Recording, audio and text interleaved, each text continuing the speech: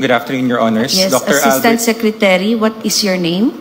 Dr. Albert Francis Domingo, Assistant Secretary of the Department of Health. Are you a lawyer?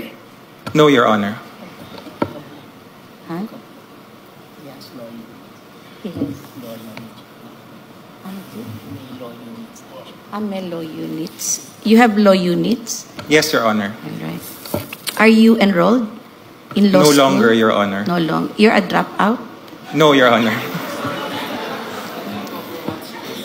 From what school? The Chief Justice wanted to know. From the University of the Philippines, Your Oh, Honor. that's why you dropped out.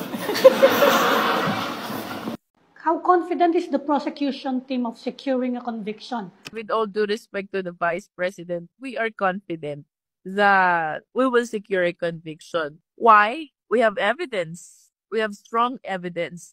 And with respect to the first article of impeachment, the video was seen by all Filipinos from across the world. Kapag pinatay ako, patayin mo si BBM, si Lisa Araneta, at si Martin Romales. No joke, nagbilin na ako, ma'am.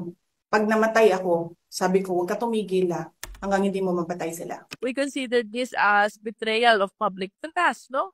Because Filipinos would not want a vice president who poses a threat to the life of the highest official of the land.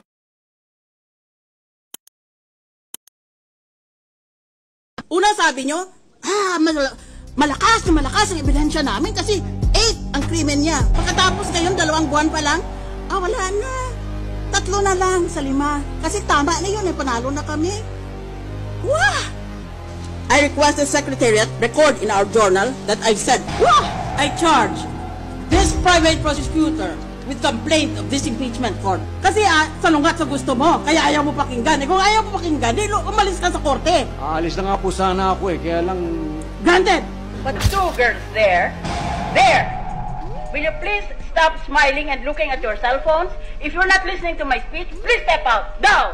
Maybe they'll be happy because on one hand I might die and then they could get rid of me. But on the other hand, I might survive and then I will get rid of them.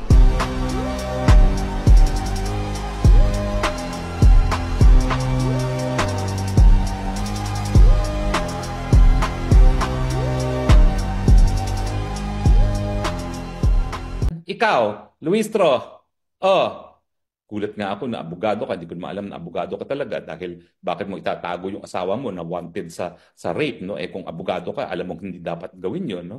Bakit mo sasabihin na ibabasura yan at tamang proseso na ginawa ng House?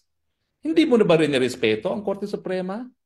Hindi mo na ba rin nirespeto yung litis pendentes rule na hindi dapat nagkokomento yung mga partido sa kasong yan? At partido ka dahil House prosecution ka That is, kung matatalo mo si Rani Abu, sa tingin ko hindi. Tingin ko bokya ka. Dahil yung last time namang nanalo ka, ang kalaban kasi ang kalaban mo, anak lang ni Rani. Si Rani, 3-termers yan at daing COS din ni Dodo Mandanas na 9 years din. So alam ng tao talaga yung paglilingkod ni Abu, ni Congressman Abu dyan sa distrito mo. So goodbye ka na, asa ka pang maging prosecutor. Taga mo sa bato yan. Hindi ka maging prosecutor dahil wala ka na sa Kamara pagdating ng 20th Congress.